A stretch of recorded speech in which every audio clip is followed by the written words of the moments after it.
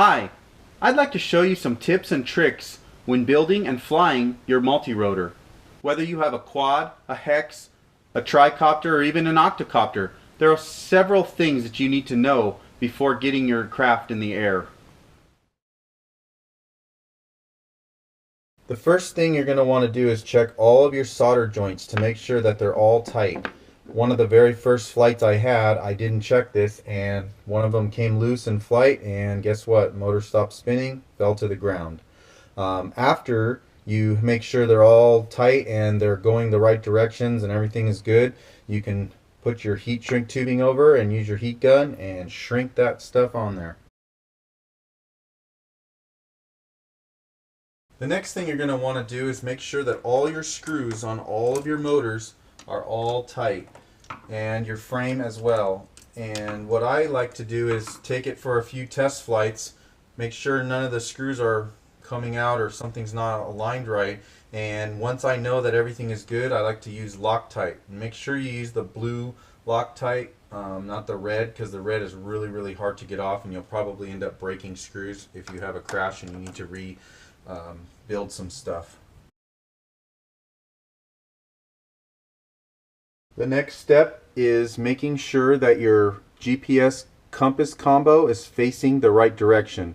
Once you establish which direction your multi-rotor is going to be facing, you're going to want to make sure that your compass is pointing in the same direction, so that way when it's flying north it knows to go north.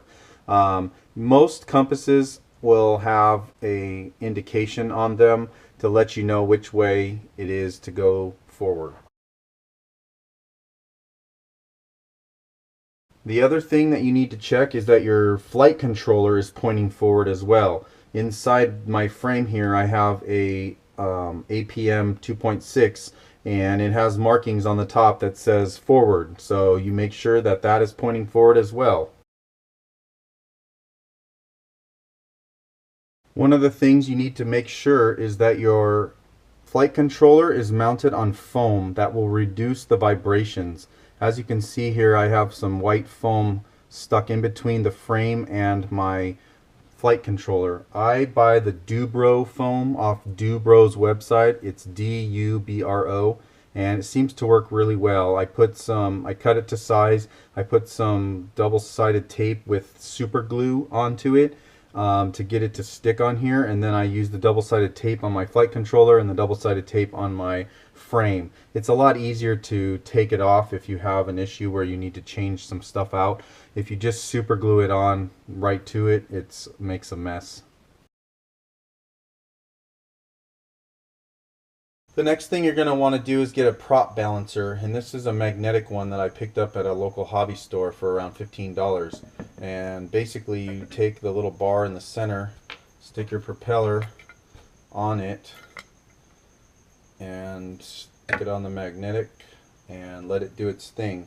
This prop is probably not balanced because I haven't balanced it, but basically you can go on YouTube and figure out the best way to balance it. I just use sandpaper, and whatever side is heavy I just sand off a little bit, and then until it gets lighter and it balances itself.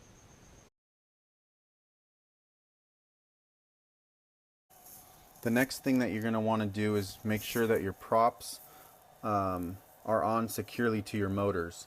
So basically you're going to take your prop adapter and you're going to make sure that the correct size hole is inside the prop, so that way your thing fits in there securely and there's very little movement.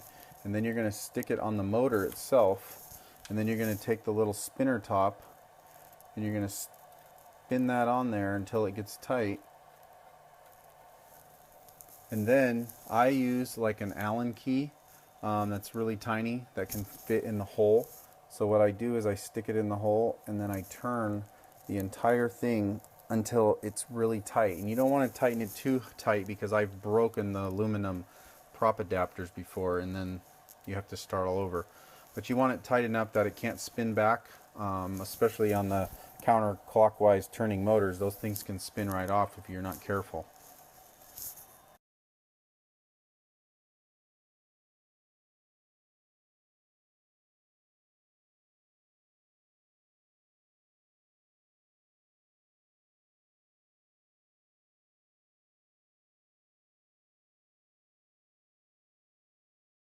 Another mistake a lot of people make is they get the strap with their new frame and they just stick the battery down on top of the multi-rotor and they strap it in. Well, that doesn't work too well if you're doing a lot of fast maneuvers. So one tip that I know that is good is to always get some Velcro and put it down with Velcro double-sided and use the strap.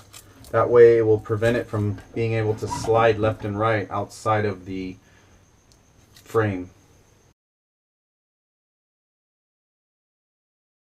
The next thing you're going to want to always remember is to set up a battery failsafe.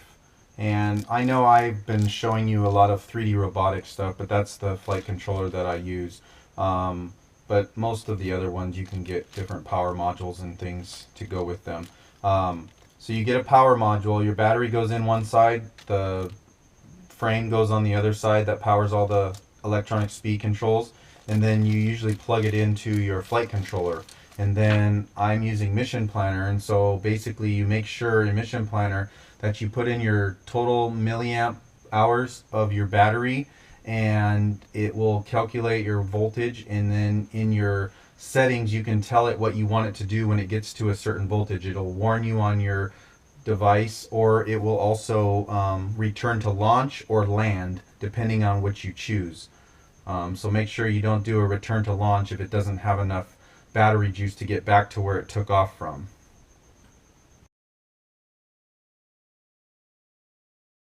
The next thing you're going to want to do is set up your radio failsafe so that if your radio loses signal with your quadcopter, hexacopter, whatever, you want it to know what to do.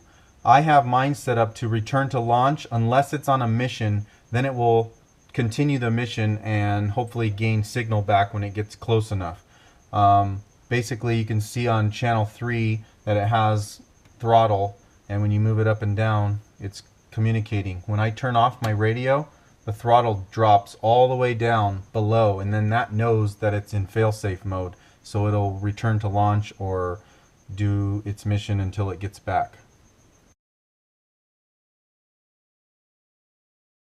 Another thing you're going to want to do is always check your range on your radio receiver. So as you can see, there's a red light that's in here. That means that it's communicating with the radio. When you turn off your radio, the red light goes away, which means that it does not have signal. So basically the easiest way to do this is to set your radio down somewhere and then put your multi-rotor in your car and drive until you see that light turn off and mark down the distance that you drove. It's probably best to do this in an open area where you have a long straightaway. The next thing you're going to want to check is to make sure that before you fly, if your multi-rotor has GPS, that it is locked in. On the APM, when you plug it in, you will see a blue light that flashes right over here. And when that light is solid, that means that it has locked on to GPS and it knows where it's at. So basically you just wait until it goes solid and you'll be set to fly. I've seen a lot of people have flyaways and different issues because they did not wait for their GPS to lock in. And let's just say that you didn't wait, you took off, you were flying around for a couple minutes and then it locked on, and then you had an issue where it needed to return to home. Well, guess what?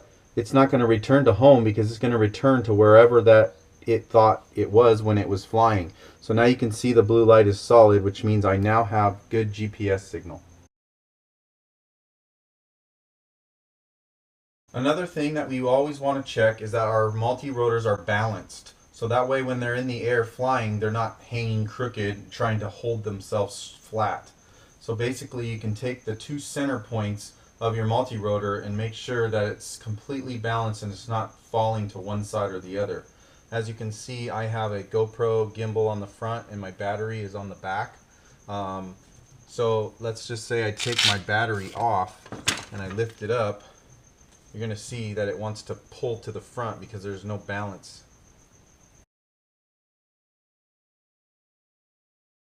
The next thing I want to talk about is the return to launch or return to home.